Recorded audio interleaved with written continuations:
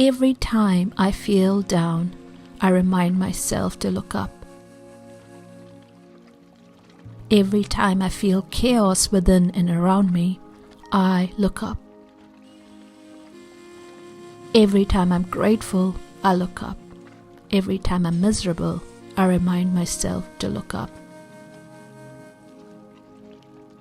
I look up as if something or someone has been looking out for me all this time. Like a child looking up to its mother, it's been keeping me safe all this while without my knowledge or care.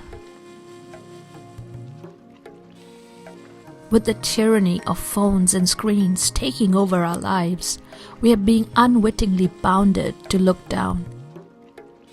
And we feel down. We feel locked in, trapped by what is being shown to us, luring us in its incessant displays of stories, of events, of friction, of drama. It's hard to peel our eyes away from it.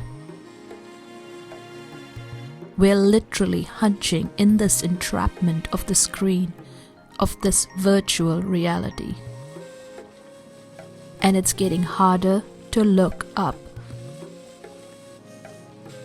The stars and the infinite galaxies have been robbed from us by the light pollution in our great cities. In a desert at night, looking at a sky full of stars, it's impossible to think we are alone. In a city with night lights, it's understandable to think we might be at the center of a much smaller universe.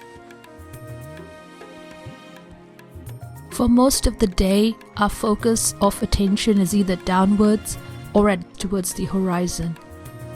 We're interacting with what is in front of us. And now with phones, we interact with a simulated, algorithm-defined reality. Is it even real? Lift your gaze, lift your mood, look up. There is an immense value in spending time in nature. There is something so peaceful, so visceral in seeing the lavish display of abundance of nature. Look at the canopy of trees. Look at the sky full of stars. Raise your gaze. When we crane our heads in awe and engage with the night sky full of stars, or of drifting clouds, or of the great expanse of space, we are witnessing the infinite, the divine. It's not just that we're gazing into a canopy of trees or a sky full of clouds that we raise our gaze. When we enter large and impressive buildings, it's reflex for our eyes to rise. Builders of religious architecture have always known this. When we visit a massive cathedral or a temple, that great expanse of space influences how we feel and what we think. Ceilings so vast as to make you feel you're in residence of some great giant, reminding you there is something bigger than you in this world.